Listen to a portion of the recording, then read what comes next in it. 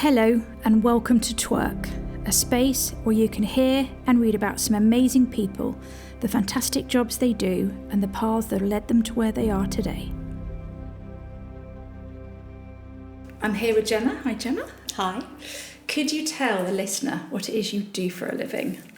So my job title is Head of Production. Yeah. So fundamentally I run TV shows from like a management perspective, like a business manager. Yeah.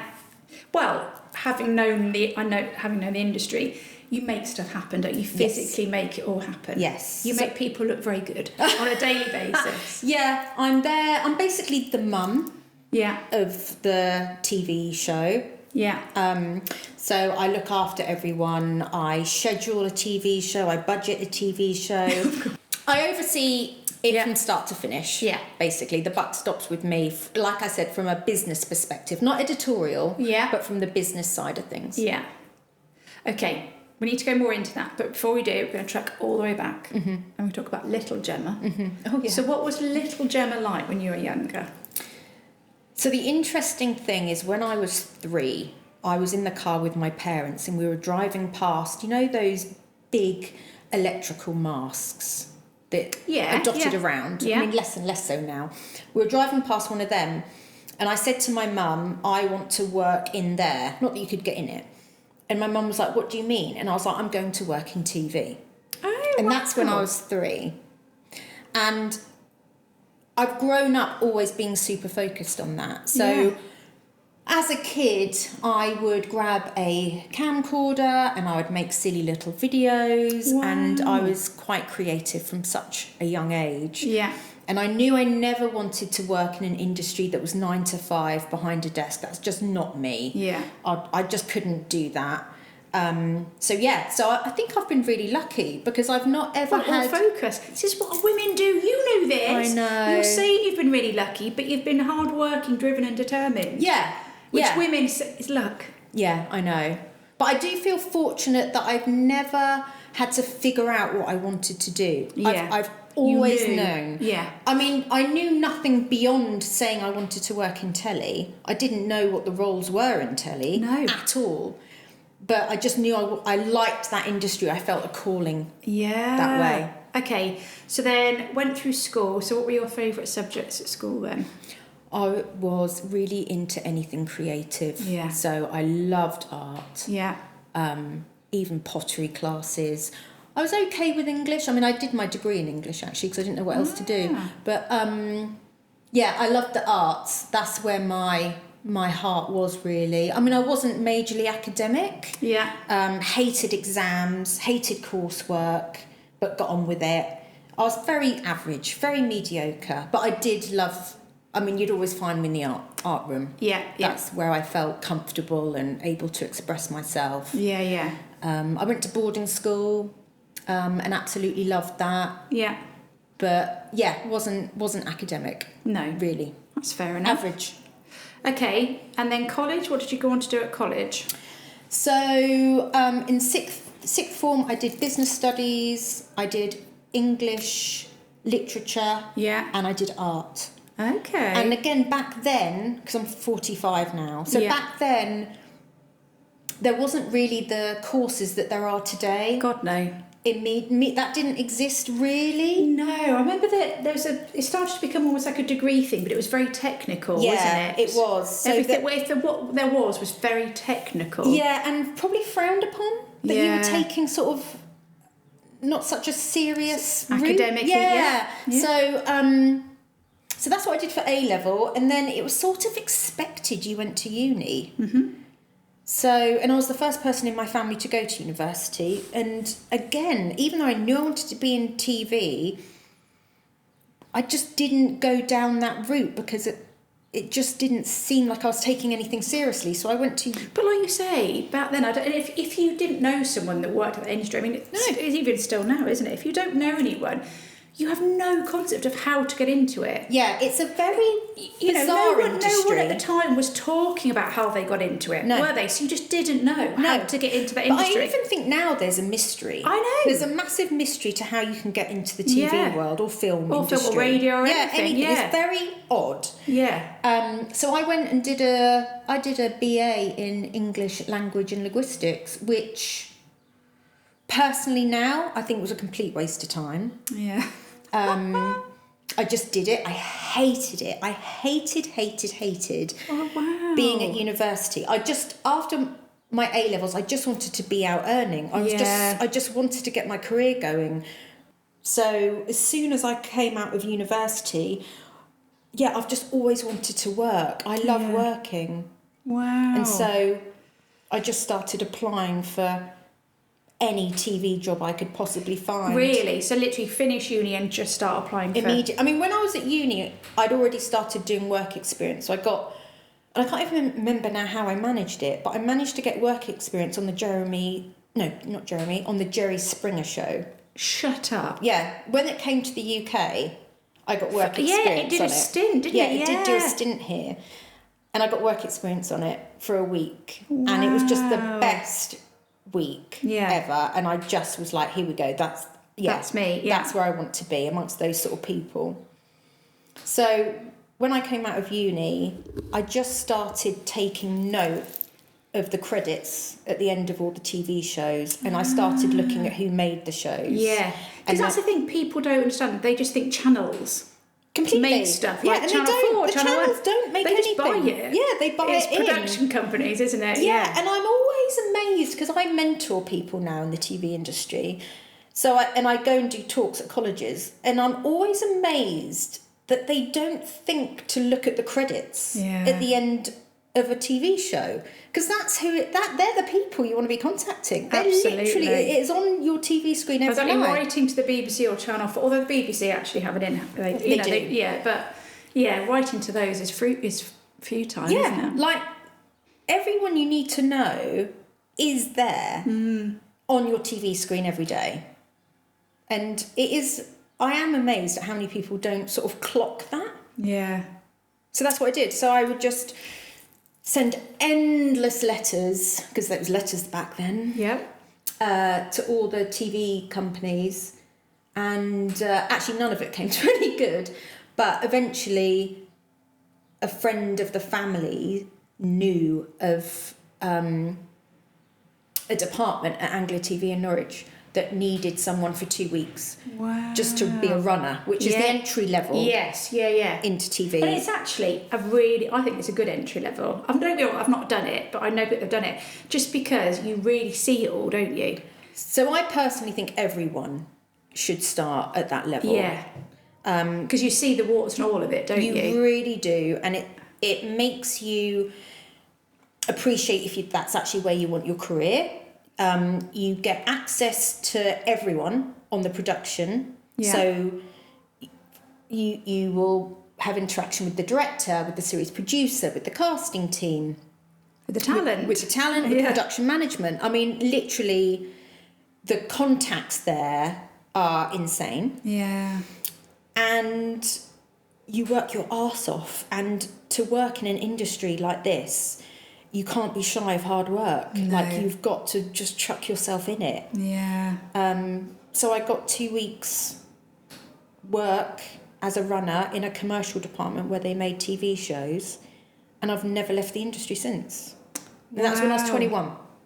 So literally almost fresh out of uni. Fresh out of uni, yeah. Okay, so where did that then lead? So you did your 2 weeks. Did it then carry on? Yeah, so they kept me for about 6 months in the end. And my job as a runner in that department was making everyone's teas and coffees. Yeah.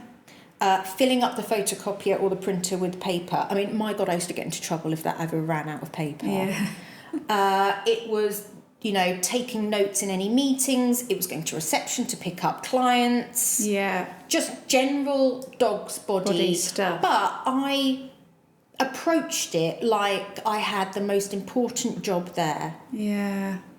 And I supported everyone in that department, and I took real pride in that. Well, you made the most of it. I really did, and I never had much of an ego, and I thought no job is too low for me. I honestly didn't mind what was asked of me, and I think that really shone through actually, and that's why they were happy to keep me. Yeah. And I got loads of respect back as well, to be honest. Okay, so after 6 months then, what then happened? So after 6 months, I then started getting quite inquisitive about what other jobs there were in TV, because there are so many different roles within TV. I think there's a real lack of understanding in the TV industry of all the different various jobs there are. Yeah. The ones that are highlighted are producers, directors, and talent, on-screen talent, and that's really all. It's because they're the only ones we get to know about at award ceremonies that we see on the TV. Well, don't go on my LinkedIn page because I'm always ranting about that. But makeup's had a bit of a resurgence, hasn't it, recently? Yes. And it really annoys me, and that's why I go do speeches at colleges and stuff, because there's a lot of people that don't understand this whole side of TV, which is production management, which is what I run. Yeah. Which is where, if you love fixing, if you love scheduling, if you just love bringing everything together, organised, you will love that side in TV. I remember... if you love variety. Absolutely. Because if you work in that department, you have access to every other department that makes the TV show. It's the one department actually that does have that. Yeah. And you're on board from start to finish, whereas everyone else comes in and does their bit and moves on. Yeah. But in production management, you're there from the very start of development to the very end of sending, delivering the show to the broadcaster. Yeah. No one else has that. So I think it's actually a really fulfilling job role. Yeah. But like you say, even within production, there's a whole load of roles within that. Well, there's loads. Yeah. But I think once I'd worked as a runner in commercials, through that I started seeing there's a whole legal team. There was, because I did ads, I then saw the sales team that would schedule the ads into the TV schedule, and I was fascinated by that. So I very quickly wised up to I need to actually go off and work in loads of different departments, because I still don't quite understand where I fit. Yeah. So I went on and worked in the ad department. Yeah. So I moved from the commercial creative ads department that made the adverts. I then moved into the sales team that booked the ads, and actually I really loved that because my business head could come out and I could exercise that. And also you get a client perspective, don't you, on what, because obviously these things have to make money. So it's kind of understanding, because obviously, like you'll get the creative people that just want to make beautiful things without any reason of budget or how much things cost, whether it's actually going to land. Versus the commercial side of it. Exactly. Yeah. And that's just what I'm like. I love to understand things from a 360 perspective. It's just who I'm like. I just have to know from everyone's angle where they're coming at. Yeah. So I worked in that. Then I worked in the legal department. Wow. So I did that for everything was about 6 months for a couple of years. Worked in the legal department. That was really good. And now, because I now work very closely to my legal department, I can really appreciate where they're coming from. So when people say to me, Jen, this is going to take a bit of time, or we need more information, I firsthand understand. Yeah. And I think that's, when I was younger, that was a priority to me. It was just to understand everyone's job roles. So that's why I spent years darting from department to department, until I then I got my first production role as a researcher on the Trisha show at ITV. Good old Trisha. I lasted 9 weeks. Oh. And I chose to leave, but it was because I hated being on the editorial side of things, where it was all about the content and the contributors coming on the show. Yeah. And it just wasn't me. I just disliked it with a passion, and I used to sit in the office and I used to look across the office to the production management team, so all the production coordinators. Now coordinators are in charge of all the logistics, so they run everyone's travel and the sort of nitty-gritty of the day, getting everyone's lunches in and all of that. Yeah, super important. And I used to just look over to them and be in awe of them being in charge of people's schedules and planning the day. Yeah. And that's when I knew exactly where I would fit in TV. Yeah. And I think I must have by that point been 23. So I'd spent 2 years sort of moving around the industry. Yeah. And then, at that age, I then figured it out where I wanted to be. So I then pursued that. And just sort of moved across internally, or? So I I handed my notice in, and I got told I'd never work in telly again. They were quite angry that I'd handed my notice in. And I probably had about 6-8 weeks, I think, completely out of the industry. And my parents were really panicking because they were like, you're never probably going to get that opportunity again. You should have stuck with it. And I was like, no, I shouldn't have stuck with it because that wasn't right for me. Yeah. And then luckily, another department got my CV put under their nose. Oh, right. And they needed a production secretary. So within production management, the entry level is runner. Yeah. Then you can have production assistant / production secretary. Yeah. Then you can have production coordinator. And then you have production manager. Now that's like, think of the production manager is like the store manager of a clothing shop. Yeah. And then above that you have production executive, who would say is your area manager. Yeah. If I put it into retail perspective. And then you have your head of production, who like runs it for the country, if you like. Yeah. That might be over promising slightly, but anyway. So I just went and got a job as a production. I was lucky I went straight in at production coordinator, actually. Yeah. For a factual department. Wow. And got my first job, and that was it. I loved it. I absolutely loved it, and still love it to this day. It's stressful. Yeah. It takes a lot from you. Yeah. But I do love it. You have to be passionate about TV. Yeah. With that whole TV, film, radio industry, you've got to be passionate about it. So do you work for someone, or do you work for yourself? I've done both. So currently I'm staff. Yeah.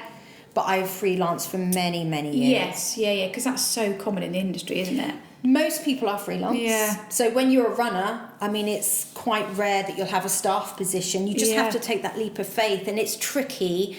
And you might have a good few years of uncertainty, but it will pay off eventually. Well, if you put the work in. If you put the work in. Yeah. Yeah. So it's not uncommon for most people to be self-employed, so you do need to be happy with that. Yeah. But there are staff jobs out there. I mean, it's quite normal that at my level, you're generally staff somewhere for one of the production companies. Yeah. Which is a lovely, fortunate place to be. Okay, so I guess what shows have you worked on? Because this will be where people get really excited. I have done all sorts. So again, because I wanted to try out loads of different departments, I've sort of done the same when it comes to the genres. Yeah. The only genre I've never gone anywhere near is drama. Okay. But I've done factual and I've done entertainment. Yeah. So my career started off working for ITV, and I was at ITV for 12 years in their factual department. Yeah. So we used to make TV shows for American broadcasters, ironically. So the Americans love the Brits because they do, don't they? We can make TV shows more cost efficient than they can in America, because in America they're governed by a lot more unions and taxes. Yes. We don't have that here. Yeah. So you tend to find a lot more American broadcasters will actually commission UK producers to make their content. So I ended up being a production manager, so you ran the shows for a series called Animal Cops. Yeah. And it was like a franchise series, and we made it for Animal Planet, and it was phenomenal. Yeah. So we used to send crews to America, and we used to film in various cities. So I filmed in New York, Houston, LA, Chicago, Phoenix. There were some other cities, but they weren't my shows. And I used to fly out and set up TV shows in my 20s. It was amazing. And then from there, ITV actually went through this phase years and years ago where they started shutting down all their regional outputs, which is ironic now because now it's gone back the other way. And really only London and Manchester mattered. That's certainly how it felt. Yeah. So they closed us down. And then I got an offer to move to London within ITV. Yeah. So I took that up, but I just didn't, it was just completely different. I didn't really enjoy it. Different vibe, yeah. And I also then started to cotton on to, if I went freelance, I would probably double my salary overnight. Yeah. So I quit my staff job. And by this point, I'd already had my first son. So he was about 1. Ah. And I quit. So you did the mat leave. I did. Went back. Yeah, but I went back to work bit. after 12 weeks. Bloody hell. I had my first son prematurely. I was at work when I actually went into labour. And then I had my son 6 weeks prem. And then when he was 12 weeks old, I started getting a bit itchy. So I started returning back to work. Yeah. But equally, you love doing it. I love doing it. It doesn't feel like work. And it was a big part of me. My job, not so much now. Yeah. Because I've just matured and you wise up a little bit. But back then, a huge part of my identity was attached to my work. Yeah. So it was really important to me. So I returned to work, and then that's when ITV decided to close us down. So that wasn't great timing. And then I moved to London. And then I didn't like being staff down there. And then like I said, I wised up to I could earn a lot more if I was a freelancer. So I am a bit of a risk taker in life. I will chuck the cards up and just see how they land. Yeah. I've always been a bit like that. So I just thought, well, I'll go freelance. And luckily I'd made a lot of contacts, and TV is definitely about contacts. Yeah. So I emailed everyone I knew to say I'm now becoming freelance, and I walked in straight into another job. You know, in telly as well, most jobs, again, it depends on your role. Yeah. But most jobs can be from 3 months to 9 months on average. Some are a little bit less and some can be more, but I would say that's how it works. So it's a complete turnaround. And I guess the more you go up as well, the food chain, you can often end up working on your multiple projects, aren't you? Because you're obviously overseeing the start of one thing whilst also... that becomes super normal. So in any given day now, how many projects are you juggling? Or do you focus more on one now? Or? No, now because of my job role, I oversee departments. Yeah. So I now oversee 2 departments, and within them they're making their TV shows. Yeah.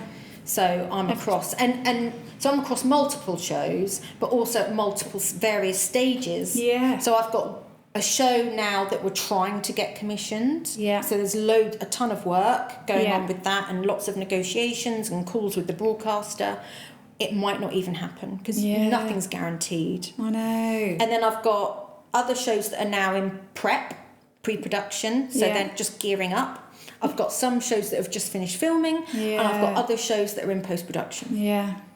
But every show has a production manager. Yeah. And they all report upwards. So. But if there are problems, ultimately, the buck stops with me. Yeah, you get called in, don't you? Yeah. I mean, I've had shows that have been super tricky, and I've had to go out on location, and I've been away from home for like a month before, where I shouldn't really be away at all. But that's just the nature of the industry. Yeah. So you've just got to manage, you've got to get it over the line, haven't you? Yeah, and I can be very hands-on. Not everyone is, but I like to be. Again, I don't ever want to lose sight of everyone's job roles. Like, when I go into studio now, if we're filming quiz shows, I purposefully, on day one, will walk around the studio and I try my best to talk to every department, because I really, really don't want to lose sight of that. Obviously, TV does have this very glamorous persona. I can tell you now it's not, but it does have this big glamorous persona. And if ever I'm out and someone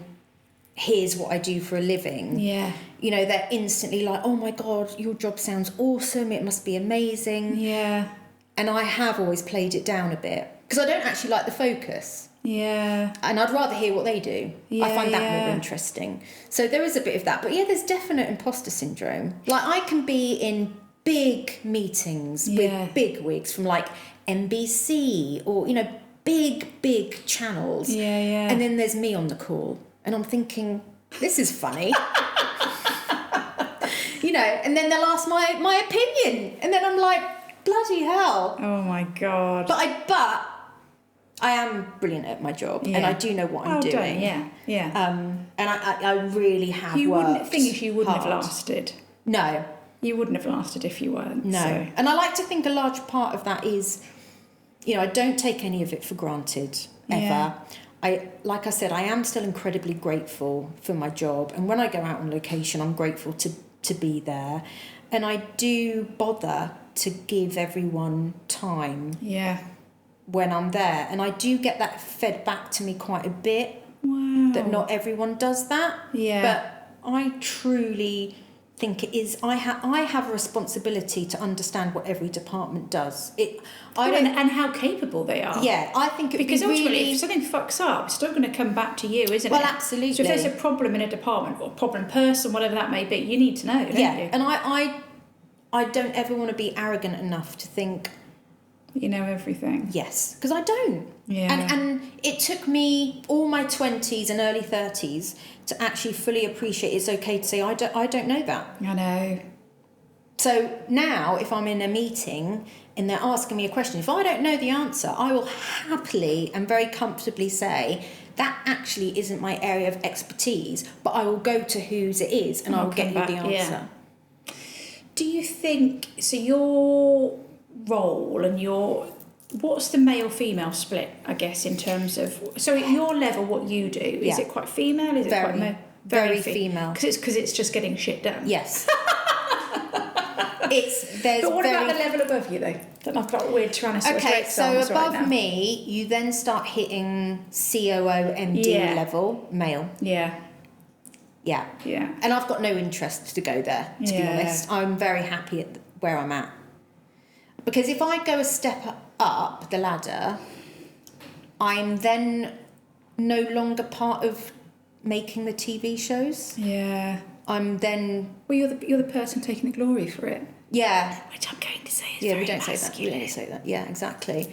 But I don't want to be removed. That isn't what... I didn't get into TV to be worrying about P&L. Yeah. And spreadsheets. Yeah. Even though a large proportion of my life is on Excel. It's costs, But I'm the last buck of running TV shows. So if you go higher than where I'm at as head of production... They don't have anything to do with... You don't. Yeah. And... Well, that's a nice level, yeah. I don't want to be there. Yeah. I want to stay where I'm at. Which is quite odd, because I'm always looking to achieve more and more. But I am happy where I am. Where you can get nice variety is every TV show is different. Yeah. So even Catchphrase, I've been making that show for about 8 years, I think. But every series has its quirks. Yeah. And that's, I think, the beauty in TV. Yeah. You can make different shows and they will run completely differently to each other with different problems. Running a show in a TV studio is so different to running a show out on location. Yeah. I mean, completely different. And you'll find that people will tend to maybe do one or other. So you'll find production managers. Yeah. You'll get some that are experts in the studio and you'll get some that are experts on location, because what the skill set you need to bring is so vastly different. Yeah.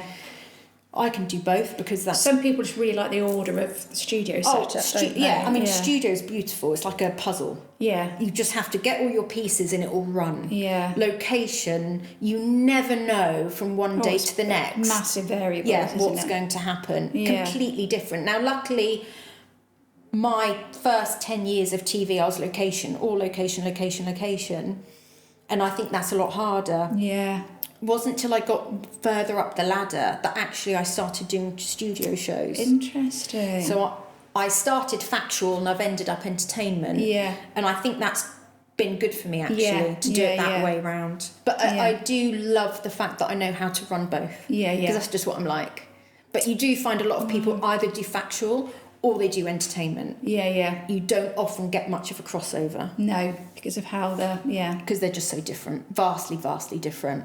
A studio, you're a 10-hour day or you're a 12-hour day, and it's all scheduled by the minute. And very little can really go wrong. Yeah, unless there's technical problem. Yeah, absolutely. It's a very controlled, safe, and it's beautiful. I love my studio days. Yeah. When you get to location, you don't tend to have the 10-hour, 12-hour day. You just have to get shit done. Yeah. And who knows how it's going to work. Yeah. So it's completely... But it always generally rolls on, doesn't go to plan, does it? Completely, so, yeah. Always. Well, you were saying before we started recording, you went out to do something that should have been a week and you were there for a month. Yeah. And that's just the That's an example of how, location. You'd never have that in studio. Yeah. Never. But yeah, on location, I mean, it's just so variable. But there's an excitement element to that as well. Yeah. It's great fun. Right.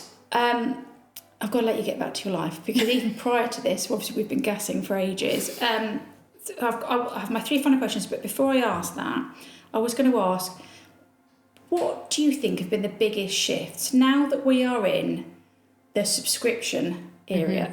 We are in the Netflix, Prime, Paramount, everything else era. How has that shifted? And I guess, where do you see that affecting your career? Sorry, it's about 20 questions in one there. So the landscape is completely changing. I'm still sort of waiting to see how this is all going to land, because there is undoubtedly a massive shift going on right now. Yeah. Short form, I mean, kids try and keep kids' attention for more than a couple of minutes. I know. So short form is becoming YouTube, huge. yeah. YouTube. I think... I honestly cannot see a future for terrestrial TV. No. But even now, like, if I'm honest, and I'm old, so, like, even now, I won't watch stuff live. I will... I'll still watch iPlayer, and I might on Channel 4, that kind of thing, but I go on... So I guess the programmes are still being produced. The consumption of them is now completely different. So we don't watch things at live. A pre-descripted time anymore. No. You know, I still love watching Graham Norton. I'll go on, and watch that, but I'll do it on iPlayer. Yeah. I'll go and watch... I guess it's given... Scheduling isn't a thing anymore, is it? I guess is where... But I guess, does that affect you, though? Because the stuff's still getting made. The content is still getting made, but I still think in the next 5 years that's going to change, because I honestly think... the short form is going to be where it's at. I know. I think everything, apart from dramas and films. Apart from drama stuff, yeah. But everything's going to need to be really snappy. And I also think, before you just made a TV show and you sent it off to the broadcaster and off it went. Even now, we'll make a TV show, but we might also need to do short form content that can go out on YouTube or social media. There's so many more layers to our jobs now that didn't exist before. Most TV shows, most big TV shows have social media platforms. Yeah. And they need running. So the industry's definitely shifting, but I'm still unsure myself exactly where we're all going to land, because it's going to change. It is already changing. Yeah. I'm just not quite sure where we'll end up. Yeah. Because if I look at our children now, they're not going to tolerate terrestrial. They're not going to tolerate scheduling. And like you've just described, the type of content, so storytelling, how we tell stories now, it has to be so much quicker. Yes. Or broken down into parts, but those parts have got to be available. What's interesting though, I think now though, so obviously we've had the whole, like Netflix particularly, it's just a dump, isn't it? So Bridgerton's all available, you go and we binge watch. Yeah. Binge watching's a thing. Prime and other shows, and I think Netflix, I don't know if Netflix is doing it, it's more of a Prime, Paramount, that kind of stuff. They are doing it more, it's weekly. Yeah. We all feel in the industry very uncertain. I mean, the last few years have been very tough on everyone. Because like you say, unless it's a drama thing. Yeah. Which still seems to be holding strong. Yeah. Other stuff just needs to be, it's been tough on freelancers the last couple of years, massively. I can imagine. And we're all still sort of waiting to see how it will pan out, I think. Right, I need to ask you my 3 final questions then, and then you can get back to your life. Question 1 is always, is there any life advice that you would give your younger self? Could be any version of your younger self. Do you know what? I think a big one is that you don't need to know everything, and it's okay to own up to that. I think that's... It's almost having the confidence though, isn't it? It really is. I mean, I used to get myself in absolute spins in my 20s. Well, that's because the capture age when we were younger was very much fake it till you make it, which basically means BSing it, doesn't it? Yeah. which, like you say, just gets you on a right tears, doesn't it? It really does, and the stress it brings isn't right, I think. So I would love to go back to my younger self and say it's absolutely okay not to have all the answers. Yeah, because that was a big thing for me. I felt massively responsible to know everything. And to be honest, it's not even that my peers were expecting that of me. I've sort of put that on myself, as a lot of us do. Okay, question 2. Is there any life advice that your older self would give you now? So we're going to say 70-year-old Gemma. Oh. 70 is very specific. Oh, she'll be wise. Oh, she's going to be cool. She's going to be so wise. So what is wise 70-year-old Gemma going to say to you now? Probably just trust the process. I think she'll 100% tell me now, just trust the process. Don't worry about the outcome. So stop trying to force the outcome. Yes. Oh, definitely that's what she'll be saying. Yeah. Okay, then my last question is always just your mantra, the thing that you live and die by. And it might be a number of things, but, you know, what's your vibe that you want to impart on the world? That's a biggie. Well, often it's more than one, isn't it? We've just said about 3 already, haven't we? Trust the process. Yeah. Be fearless. Yeah. But also be humble. Because that's very much come across in this. You want to be humble. Yeah, definitely be humble. Yeah. Don't be a dickhead. Yeah. Definitely. She says the woman that's come across a lot of dickheads, I can tell you have.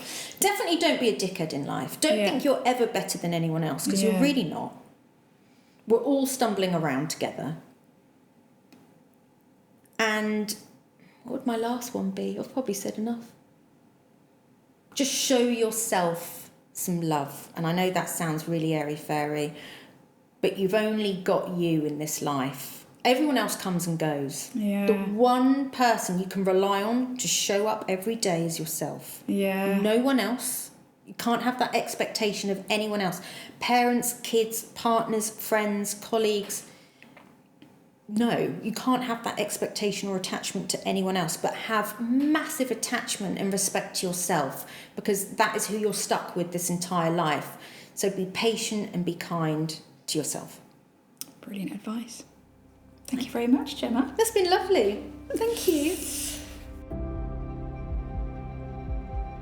If you would like to hear more about this chat, see some pics and read about how to get started in this industry and or this role, then please go to our website www.twerk.org. The link is in this podcast page and across our socials. Sincere thanks.